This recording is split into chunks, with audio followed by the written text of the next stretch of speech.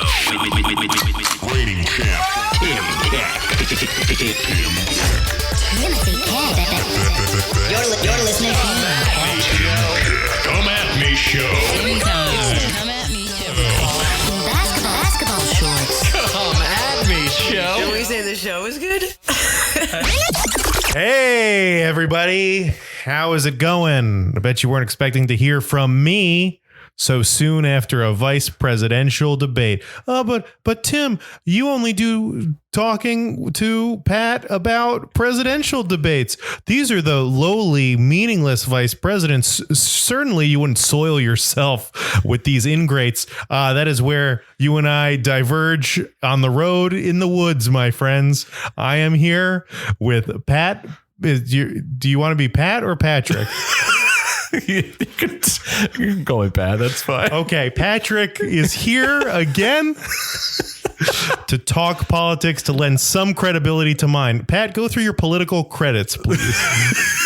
I've paid attention for probably the last, really intensely for the last 6 years. No, and passively before that. Yeah, I like the idea that there are people on your podcast like, wait, you did one podcast and you're only supposed to be doing it with the presidential ones. You're not, even though we've set no precedent. We are shocking the world right now. Unprecedented podcast with a VP debate analysis pod, a talk back, if you will. Here I am with Patrick.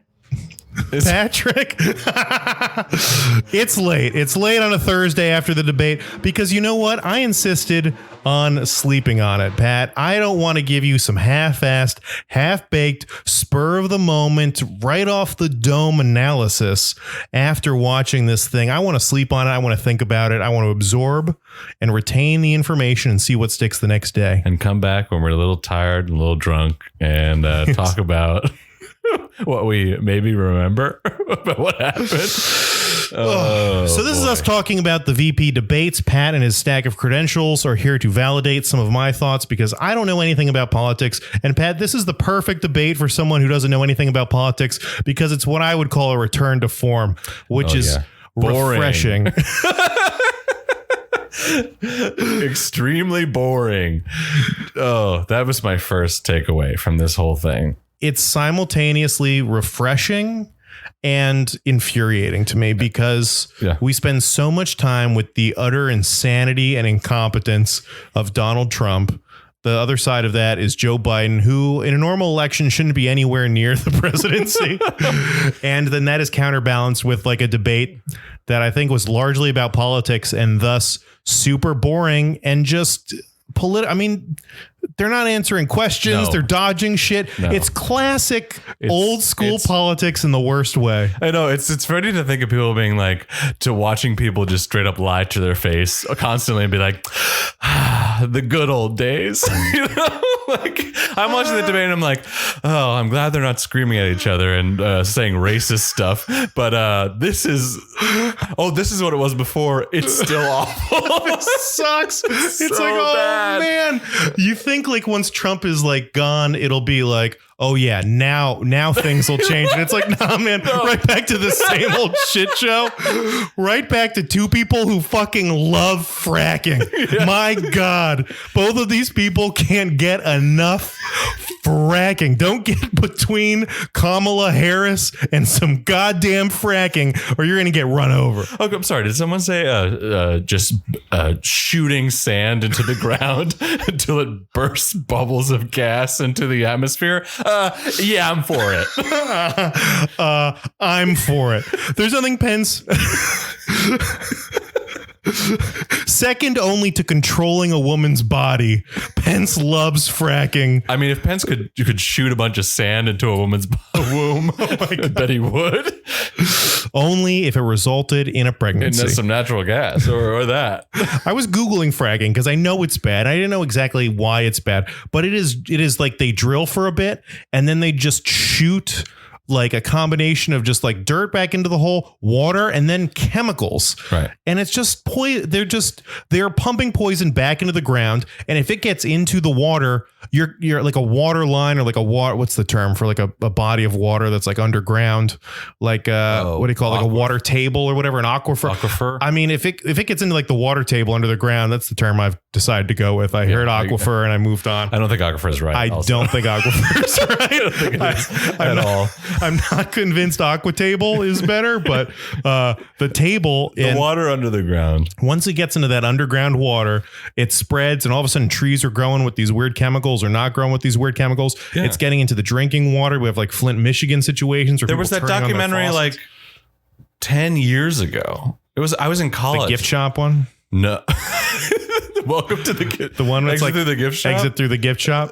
The one about the like Shepherd's Ferry. I didn't watch it, but I know it was an important documentary that a Nothing bunch to do of us with fracking, but it's a good one. So check it out. They probably mentioned The guy who made the Hope poster for Obama was in it. That's Shepherd's Ferry. He's nice. very famous for it. Anyways, there's like a documentary about fracking and how horrible it was. And this was released when I was in college, and it was like an award-winning documentary. And like now we're just like, fracking rules. Like let's do it all the Fracking's time. bad. And for some horrible. reason, we need these like fucking dead end people in Pennsylvania who fucking love, you know what? I shouldn't be attacking We these love people Pennsylvania. because but it's just people who are working their jobs They're and they're working just, their jobs. they're Yes, trying to we work get it. and they're not the ones making the decision to frack, right? There's these bigger companies, Yes. these corporations have decided to do fracking instead of just traditional drilling because it helps their bottom line. Fuck the consequences.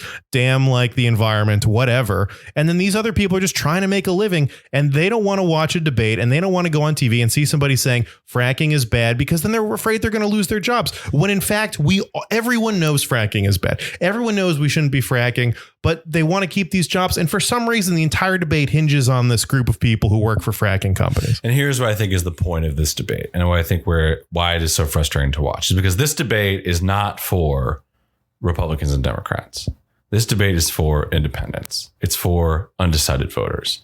It's for getting that 20% of whoever who doesn't really know, these insane fucking people who haven't figured out who they want to pick yet. And so it's about courting them. And so you don't want to say anything too extreme. And you also don't want to you want to toe the line. So a lot of this was towing the line. It was like my opponent wants to ban fracking. Absolutely not true. My opponent wants to do X. Absolutely not true. And then let me just go say what we want is families. It's just like that's so typical politics. It's like my opponent wants to ban fracking, and I just want good families together. And you're just like, what are you talking about? Nothing is, you're not saying anything. You're skirting all the questions. You're not answering any questions that are being asked of you. You're just saying, that's a great question. I want to go back to the other point that we talked about and just punch my opponent again in the face, because that's all this stuff is. And it's like, it's a return to normal. That's what a debate really is. Pence had the craziest counter where Kamala is like, Trump did a terrible job with the administration did a terrible job with COVID. You guys handle it. You guys messed up with this. And Pence is like, I'm not going to stand here and listen to you insult the American people. And Kamala's like, I did not say that. I said Trump did a bad job. I said you, as the leader of this committee, did a bad job. And he just kept returning to Americans have made sacrifice. He was just playing this like American. I won't let you speak bad to. I don't think she didn't speak bad about Americans at all. She's trying to convince every American to vote for them. She's not going after them at all. And he just keeps angling it into this weird, oh, why are you lambasting the plumbers or whatever at home or whatever. It's all we want to give the people we trust the American people to make the choices. And I'm saying do we? I mean, yeah, you can't though. You can and you can't. It's frustrating of I thought it was a great question. I thought some of the questions were super pointed, maybe a little biased, but they're definitely leading questions of how are we supposed to follow the example of the president when you guys threw a party without masks, without social distancing, where you're hugging each other, and in a time where the nation is going through this pandemic, and that party spread a bunch of stuff. They had the biggest like spreading incident in Washington, D.C. in the last like 3 months or something like that. I don't know the statistics. You didn't come here for statistics, whoever's listening. It was the biggest one in three. Probably the biggest ever. Honestly, it was incredible. Really the biggest we've ever seen. The biggest, the best. It was It terrific. was the best. It was terrific. It was huge. A terrific It was huge. spreading event. I know. I'm surprised he doesn't go on to be like, we had the biggest spreading event. It was incredible. We spread to so many people. No one's ever actually seen this. The doctor said it's incredible. We've never actually seen that much spread, and they were actually really impressed. And it's actually really impressive that we did that. Oh yeah, Trump got COVID. I don't think I've actually talked about that on the pod yet, but that is the funniest thing. I mean, I want him to get better, and the idea Sounds of like him he is better. It sounds like he's better, and sounds like he's fine. And the idea of him like dying from this disease again is hilarious. On paper, it is the ultimate irony that someone who called it a hoax. And I think I saw some stuff too where they're like, he didn't actually call it a hoax. He said that it was probably another hoax by a Democratic hoax to blame him for the coronavirus. Like he's definitely 100% downplayed this disease, and for him to get it is hilarious. Him being sick is not good for our country. You know, maybe it helps, you know, the Democrats win. But I mean, in general, I don't think an illness befalling the president is like ever a good thing. I don't even think it does. Like, I think that's what other people are saying, like, oh, this is so good for Democrats. And I'm like, I don't think it is. It's just like, that just means he's sick, and that sucks. And then you just pulled a bunch of attack ads that you could have run attack ads for another 2 weeks that you just pulled. And now everyone, like, we're all feeling like, oh, well, we don't, like, I honestly don't want him to die. Like, that's not something I want. I don't want anyone to die. No, it's funny to joke about, but in reality, it's it's not that I want to joke about. Some people don't think it's funny to joke about, but I mean, yeah, it's I don't want anything bad. You don't wish like death on anyone. No, but it's hilarious that he got this. He's been incredibly reckless with it. He like went back to the White House, and all these actions, he's just like, I got to flex. I got to look cool. I got to get in a car with my security team and drive by to wave at the people waiting outside the hospital. It's like, you have COVID. You have this incredibly contagious disease. And now you're forcing your employees to get in an enclosed space with you for a photo op that nobody asked for or wants. What is wrong with you? This is like him doing the gassing everybody at like a church again. It's crazy. This man is insane. And again, I mean, I guess to bring it back to these VP debates, it's like some semblance of normalcy between these two people. But at the same time, Pence was asked, we're talking about a guy in Mike Pence who just doesn't believe in science at all. Right. And it's so crazy because like I understand why the average American is a Republican. Like, if you believe in states' rights, you don't want the government involved, you don't want taxes taken out of your stuff, you want to have all of your personal freedoms. I understand why you could be a member of the Republican Party, but there is this component of the Republican platform that is like anti-science. And how do you have a conversation with somebody about like taxes and the economy when they can't even agree that like climate change exists? And I think that's sort of like the main problem with our politics, is that these reasonable, like, skepticisms about government and about taxation and about reasonable, like, disagreements about what promotes economic growth and what promotes like personal well-being gets just totally looped into, because of constituencies, a denial of climate change, pro-life agenda, where like people look at Mike Pence, they don't think Mike Pence is a guy who wants to lower taxes. They look at Mike Pence as like, Mike Pence hates gay people, and Mike Pence is extremely pro-life.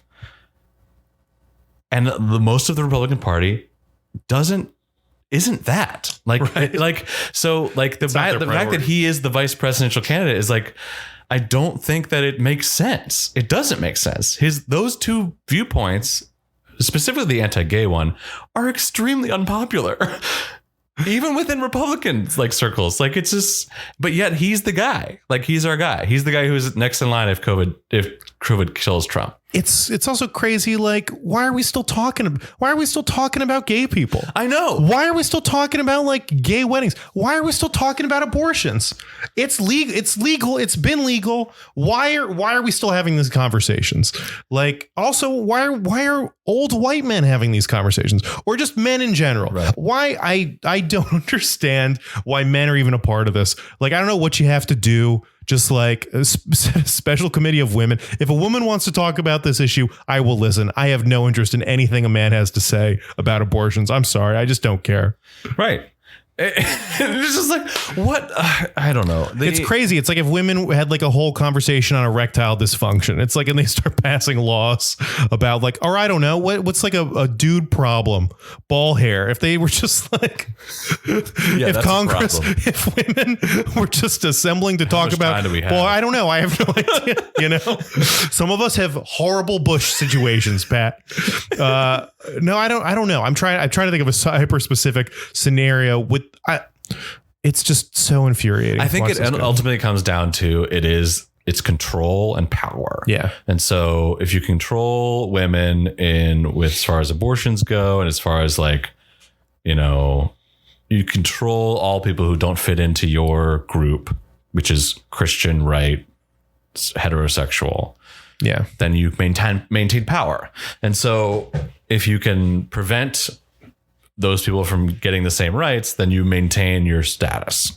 Right. I think that's what it's all about, because this is a group of people that see their status dwindling and their numbers dwindling and their share of the electorate dwindling. And so they are doubling down on the extreme views of their base so they can hold on to the base, and then changing the rules so that they can win without a majority. And that has destroyed American democracy, because then you have a bunch of people, then you have people who are like, I hate you because you're a Republican. Right. Because I associate Republicans with anti-gay, anti-women, like anti-black. Did they even talk about like, I think he was asked like, how did you feel about George Floyd? And he was like, that's a great question. Families are really important. And it's just like, he won't even say, I feel bad for George Floyd and his family. Like they won't even. Kamala said she met with the mother of George Floyd. I don't think Pence met with her. Or at least Breonna Taylor's mom. Oh, I'm sorry. Yes, Breonna Taylor's mom. Yeah. Which, I mean, and it's interesting that she's just straight up saying justice is not being served here. And one party is like, they aren't being served. It's like kind of cartoonish of just like whatever one person says, the other person has to say the opposite to just like the most extreme degree. If one person says chocolate, the other person says vanilla. If one person says the sky's blue, then the other person just is obligated to say it's red. Like there's just it's just a sense of contradiction. There were some moments when like Pence did turn to her. I mean, she was like, you know, I respect the like you being the first woman candidate, first female, first black, first Indian. Yeah. Like, I respect that.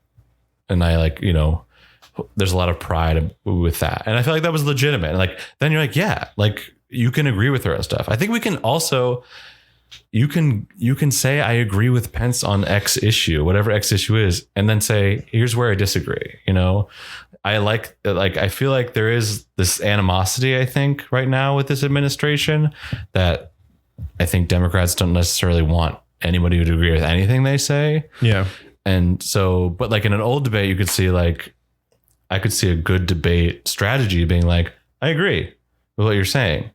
Here's where I think I differ on that. Yes. thing. I agree with the general statement of like, we don't want middle income people paying more taxes. Here's where we differ, you know? It felt like Pence was trying to be a dick. You know, like doing like a Trump light impression where he was always going over his time. He always needed to retaliate to stuff. He interrupted a little bit. I mean, it was just like it felt like he was on the offensive and antagonistic as opposed to what you're talking about, where it's like, well, I actually agree with that, blah, blah, blah. But on the flip side, Kamala is like, not answering questions either. And he's cutting her off, and then she gets to be like, well, okay, I'm speaking now, blah, blah, blah, which is kind of fun. But I can also see how it's like how like people on the other side are like reading it as condescending or whatever, because she's just smiling and nodding while he's saying all this stuff. And then she's like, I'm trying to answer your question. Will you just let me answer your question? Here's an anecdote that no one can verify about Abraham Lincoln. Here's a story about him chopping down a tree in his backyard. This led to him building a canoe that he paddled to the other side of this. And long story short, honest Abe would have let us pick a Supreme Court justice. And also would have banned assault weapons. Yeah, he's also against assault weapons. I saw a stat, or not, I don't know if it's a stat. I'm maybe making this up. I just saw someone say that like the people they spoke to who were men thought Pence won and women thought Kamala won. Yeah. And I could also see like this being like an intergender debate. You can also see like that's that sort of interplay at play. And I think that's actually a big important thing, is that there is the element of coming together with your ideas and talking about your ideas, but there's also the interplay of like, you are a different gender. And so there are already status and hierarchies and elements at play that you need to be aware of, and you need to not speak over someone. And like you see how, because the moderator like would say, Pence, you're done, and he would just bulldoze all over her. Kamala would stop and be like, hey, here's why, and I need time. Right. I just need. I deserve time. She would like stand up for herself and have a reason for it. And at times I'm like, okay, maybe she's pushing too hard. But then I'm like, okay, well, she has a reason for it, you know? Yeah. Or she's like, he spoke up for his time. I should get my time back. And I think there's like this element that obviously I think there is an element of like people perceiving women when they're asking for deserved things, that they are perceived as more aggressive than men who are doing the exact same thing, if not even worse, because they're women. Yeah. And that is something that's deeply ingrained in the American psyche, and it will be very hard to move past that. The best way to do it is to put more women in power and just like see this see this all the time. I didn't think it was weird, because I was conscious of that a little bit, like during the debate, is like, this is new for a woman to be here, which also seems kind of crazy, because like, aren't we growing up? Like, I feel like most of the teachers I had growing up were women. You know, all of us have moms, like, not to be like, oh, well, I have a mom, so women matter. But it's just like, no women. I'm just saying we spend our whole time around women in positions of authority, right? Like, I don't know, like our mom's the boss or whatever, boss of the house or whatever it is. But for some reason, like in politics, it's like absurd to listen to a woman's opinion in a life of, in an otherwise than the rest of our lives. We're listening to women all the time. I don't understand what the difference is. It's kind of crazy, but I mean, I don't know. I just like her vibe better. I don't know if it's playing into her gender as much as her just being like she just seems like a better hang than like any of the other people, you know, better than Joe and Trump. She just seems like a good hang. She's got cool soccer mom vibes. Like she just picked you. She's like a friend's mom. She just picked you guys up from soccer practice. She's got Gatorades in the car, and she's like, okay, how's it going? Let's talk about girls. And it's like, fuck yeah, let's hang. Who's saying? And like, what's your mom do? Like, she's a DA. Dude, your mom's hot, bro. Yeah. Shut up, dude. She just seems more fun, and she seems I think she's 55 and Pence is 60, and it just feels like she's younger. It feels like she's more knowledgeable. I think the gray-haired, sunken-eyed look of Pence probably doesn't do him any favors. I think we either, could definitely segue into like how these two looked. Yeah. I think Kamala looked amazing. She looked great. Loved her outfit, loved that necklace she had. It was fantastic. It was like a really great, like, because like there are focus groups that are like talking about every single piece that you're wearing. Yeah, which is crazy because the ties at the first debate were abysmal. Awful. What is it about thin diagonal lines that everyone so many stripes they love? Oh no! Oh my gosh! No, Kamala looked great. She looked fantastic. Pence comes just. The guy is so creepy. He looks like a demon, and he wears this red tie, like a real strong red tie. And And he just, it contrasts with his pale skin and his white hair. And a big suit, right? Wasn't it like big on him? Or like kind of like... He's a weird, I think that he's like a very weird shaped man. Him and Trump are both weird suit guys. It just feels like the cut. I feel like their tailor has to work overtime on these suits. He's got to make their bodies make any sense. And he's like, how do I get to go there? I don't know. But yeah, he comes in and I'm like, he looks sick. I think he's sick. Is pink eye a symptom of COVID? That's what I wanted to bring this up. That because immediately I was like, one of his eyes is fucked up, which is like a common thing, but it's like, I don't know. So this is a tweet from 4:30 today. Pence suspends tomorrow's planned trip to Indiana. White House provides no explanation for the change. I think he's sick. He looked bad. I mean, he's around the White House. I mean, maybe it's not COVID, but like it's also flu season. Right. It is flu season. He looks sick. And then his past could have caught up with him finally. Yeah. The bloodshot eyes and then the fly that sat on his head for 2 solid minutes. 2 minutes. Yeah. Full 2 minutes. And I thought it was just going to like pass out from the fumes of his hair gel or whatever. I thought it was like trapped. I was kind of hoping it was just stuck in there with all the hairspray. It would have been so funny if it just landed and then just died. Just fell off and died.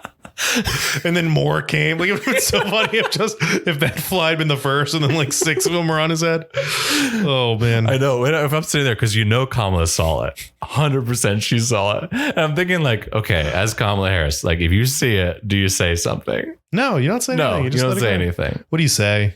What is she supposed to say? Hey, actually, you have like a thing on your head. Even though that's so fucking insulting. I've heard that's like a psychological thing. If someone's like bullying you or giving you a hard time, you just say like, oh, you have a little thing on your face, and you like kind of touch your face, and immediately they're like, oh my God, is there something wrong? Yeah, it's like reverse. It's just like you're getting cocky, like, oh yeah, here's a little humbling. Here's something on your face. Yeah. It just would have also been a baller move during the debate. Pence, you got bugs in your hair.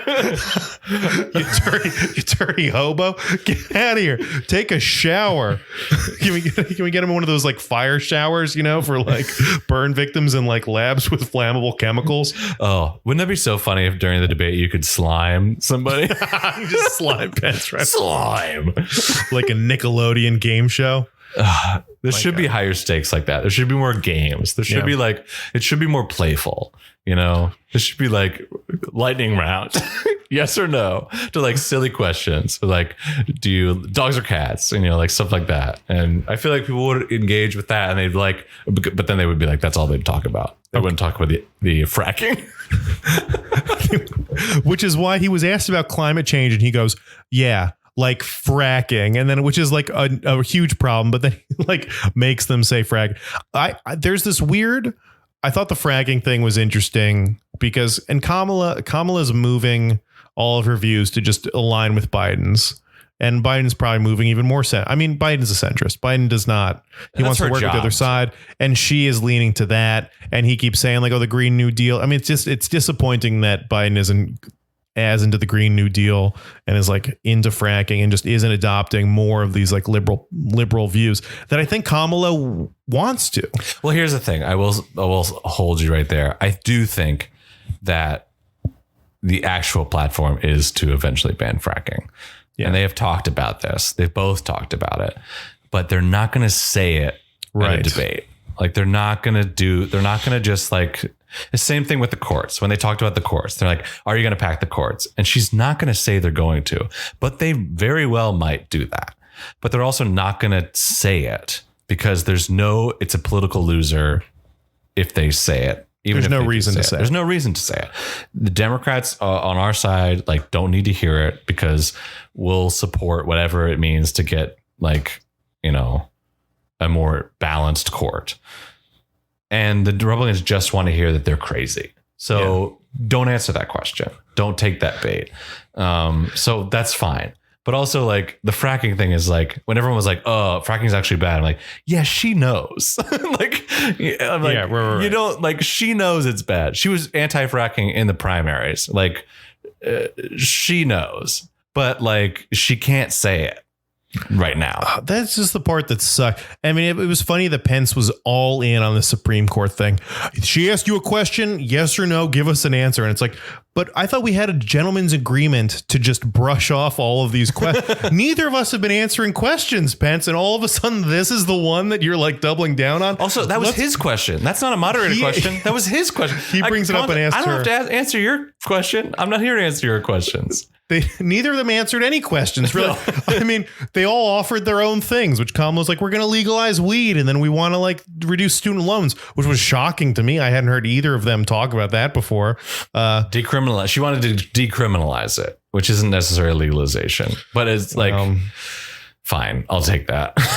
They're trying with stuff and trying to be fun. And I guess one of my takeaways and my only note from this, like in my phone, was just like, nobody wins a debate. I don't know why we spend so much time talking about like who wins and who loses. There's nobody wins. They're just like, I don't know, two people serving pizza and one puts out cheese and one puts out pepperoni. And for now they just put out pizza and we don't know who won until like the election, you know? I think it's kind of like the cooking show, like one of those crazy cooking shows where they're like trying to make you fuck up. So like these are all fantastic cooks and they can really like, if they're given all the ingredients, anybody can make a beautiful meal, but they're just like trying to screw each other up and be like, oh, he can't cook a pizza. Like, look at this. You blew it. You blew but like both of them could make a pizza on their own, but like Pence would make the pizza that he wouldn't serve it to gay people. Like that's the difference. The major difference is that like it's like one of them is like, literally all I want to do is feed the rich as much money as possible and prevent gays from getting birthday cakes. And Kamala is like, I think maybe we should help people who are dying.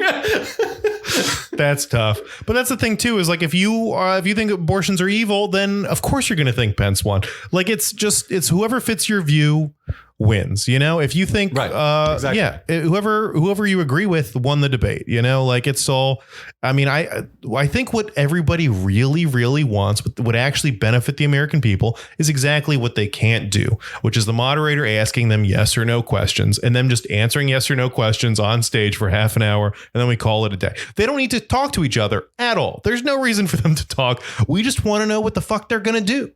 But we don't. And that's politics. And it's back to just like, oh, yeah, this sucks again. Like everything still sucks. Yeah. Like you never know what you actually mean. Like you have to pay attention really closely to like all the like reading between the lines, like understand what exactly the policies are. And also that's the other thing is like, she's saying like, I support, free college and like decriminalizing marijuana. But like, if you don't have the Senate, you can't pass anything. So like nothing happens. If you keep the filibuster, like you go in and you're like, I want to do all this stuff. And then the Republicans are like, no. And then it just doesn't happen. And then 4 years goes by and the Republicans are like, see, they didn't do anything. And you're like, yeah, they didn't do anything. And meanwhile, they're like, well, you said we couldn't do anything. So it's just like this constant, like just, if one party's policy is just all we need to do is stop government from happening, and that way we can prove the point that government doesn't work, then like it's a self-fulfilling prophecy and nothing will actually happen. But people are so scared to do anything because all they can say is like, I want to do this. I want to give people healthcare. I want to help people out. I want to give them free college. And then the retort is, your taxes are going up. Your taxes are going up. And like, I don't know, man. I got a tax break. But then it's even that. It's like, why can't she just agree? She's like, oh, so he's going to repeal all the Trump tax cuts. It's like, I got more money in my check when Trump became president. Like Trump got tax cuts for us. I mean, we were a very, very small percentage. And the real goal was to like tax these, like increase the taxes for like, the people who make way more money than us. But the fact that she can't even be like, okay, we're going to keep the half of the Trump tax cuts. She can't give him anything. She could have just been like, well, we're going to repeal the part of the tax cuts that is everybody over 400,000, which I mean, Joe Biden's been consistent on. Yeah. And I've also been like, it's also interesting to be like, well, can anyone name what was in the tax cuts?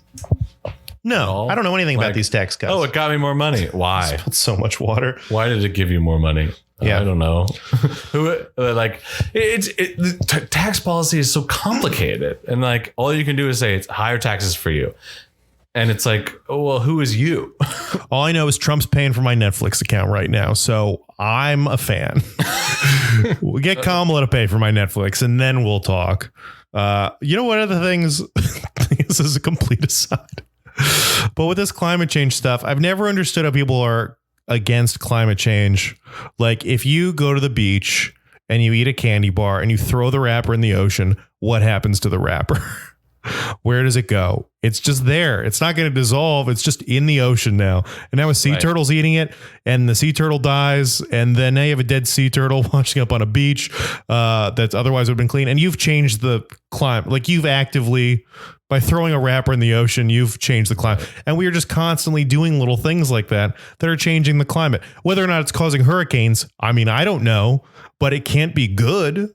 Like, at the very least, like spraying chemicals in the air, it can't be a good thing. Maybe it's okay, but it's certainly not a positive.